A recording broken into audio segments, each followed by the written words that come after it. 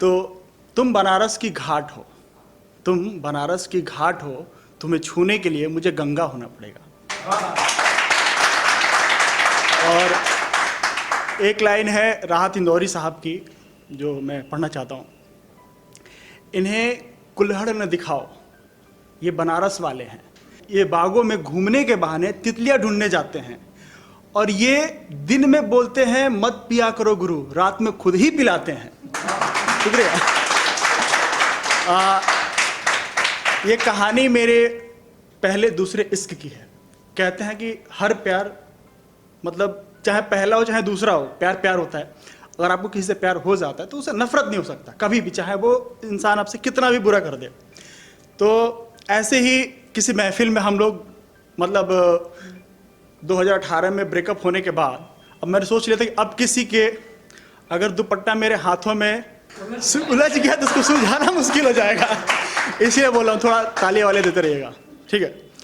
तो अब मैंने अपने बुलेट की जो 2 सीटर होती है उसको 1 सीटर निकाल के रख दिया था कि नहीं, अब अकेले घूमना है, अकेले अपने सपनों को पूरा करना है।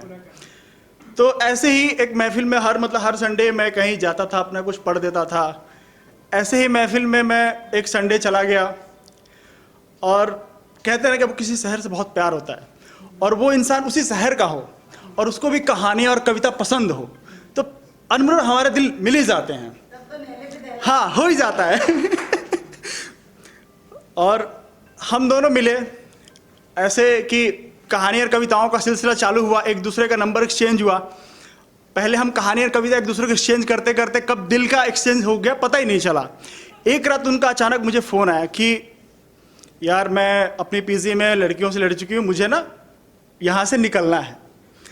अब कोई भी लड़का होगा अगर सिंगल है, 3 साल से किसी लड़की को डेट नहीं किया, हाँ वो कभी कभार कोई लड़कियाँ से मिलना जुलना हो जाए, बट 3 साल से किसी को डेट नहीं किया और आपके शहर की लड़की हो, आप जिस शहर से बहुत बेहनता मोहब्बत करते हो, तो अनमोल आप चले यार ठीक है। हम उनके पीजी पहुँच गए रात को 12 बजे।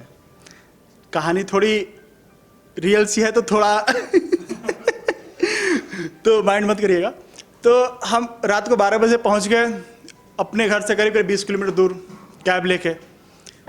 उनका सामान हमने लिया और घर आ गए। चूँकि दिल्ली में कॉमन चीज़ें हैं, साथ रहना और ये चीज़ें बहुत कॉमन है, और खासकर जो बाहर के लोग आते हैं उनके लिए कॉमन है, जो दिल्ली के हैं उनके लिए प्रॉब्लम है, बट हमारे लिए कोई प्रॉब्लम नहीं है। सॉरी। तो ऐसे ही वो हम उनको लेके आ गए। अब कहते हैं ना कि प्यार को कौन पहले वो करे। अब एक डर भी लगता है रिजेक्शन का कि यार कहीं हम मतलब बोल दें और वो अगला बुरा मान जाए। आपके घर पे अगर कोई आ गया है और आप उसको इंस्टेंट आई लव यू नहीं बोल सकते, नहीं बोल सकते क्योंकि थप्पड़ खाने के चांसेस होते हैं और वो चली भी जाएगी। तो अपने दिल को मैंने थाम के रख लिया, नहीं अब जो होगा उधर से ही होगा। अभी 2-4-5 दिन बीते। उन्होंने ऐसे ही एक सुबह, संडे की सुबह थी, हम दोनों बैठ के चाय पी रहे थे, अचानक उन्होंने मेरा हाथ पकड़ के पूछा, पंडित जी क्या आप मेरे साथ सत्यनारायण भगवान का गाथा सुनिएगा? ये एक ऐसा वाक्य होता है ना मतलब आप, ये आई लव यू से बड़ा चीज होता है। तो अब इस पे, अब यार जो बंदा ठीक है, मैंने बोला यार यही तो मैं सोच रहा था, यही तो मैं चाह रहा था।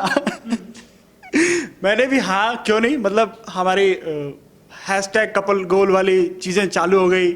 मतलब अब हम एक दूसरे में ऐसे खो गए कि मतलब 3-4 महीने कैसे गुजरे पता ही नहीं चला। वो एक होता है ना कि हमारे जो अच्छे दिन होते हैं ना वो यूं निकल जाते हैं, और जो बुरे दिन हो तो काटना मुश्किल हो जाता है। तो ऐसे ही हुआ कि 2-4 महीने हमारा रिलेशन इतना अच्छा चला कि हमें पता ही नहीं चला कि क्या हो रहा है। मतलब जो हो रहा है बहुत अच्छा हो रहा है, ज़िंदगी मस्त कट रही है। कहानी और कविता में कब प्यार हो जा रहा है पता ही नहीं चल रहा है। हम एक दूसरे के बारे में इतनी चीज़ें लिख रहे हैं, जैसे तुम्हारी आंखों में मुझे डूब जाने को मन करता है, तुम्हारा चेहरा किसी कहानी से जिसे मैं पढ़ना चाहता हूँ, ऐसी सारी बातें हो रही थी। मतलब पूरी एक पोएट्री, हम दोनों की ज़िंदगी में पोएट्री का वो एक जो बच्चा पोएट्री हो गया था जो होता है ना तो वैसी कुछ हो गई थी।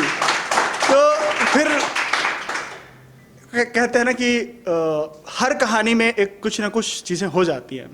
तो जैसे ही हमने अब सोच लिया था कि अब इस रिश्ते को हम आगे ले जाएं, तब तक एक कुंदन का फोन आता है। और बनारस का है, और एक कुंदन यहाँ भी है जो दूसरे कुंदन को हारने नहीं देना। उस कुंदन को हारने नहीं देना है, क्योंकि वो भी कुंदन है, और शायद पंडिताइन किसी और से पहले भी ये वादा कर चुकी थी सत्यनारायण भगवान ने कथा सुनना है। अब मेरी स्थिति ऐसी थी कि यार अब मैं उनको रोक भी नहीं सकता था, क्योंकि नुकसान मेरा ही था, और अगर उनको छोड़ भी तो नुकसान मेरा ही है। खैर मैंने सोचा कि चलो उस कुंदन की बारी, इस कुंदन कोई और देखेंगे। तो उनको मैंने जाने दिया, और फोटो अच्छी लेना, उनको ये बात उनके तक पहुंचनी चाहिए। शुक्रिया, थैंक यू।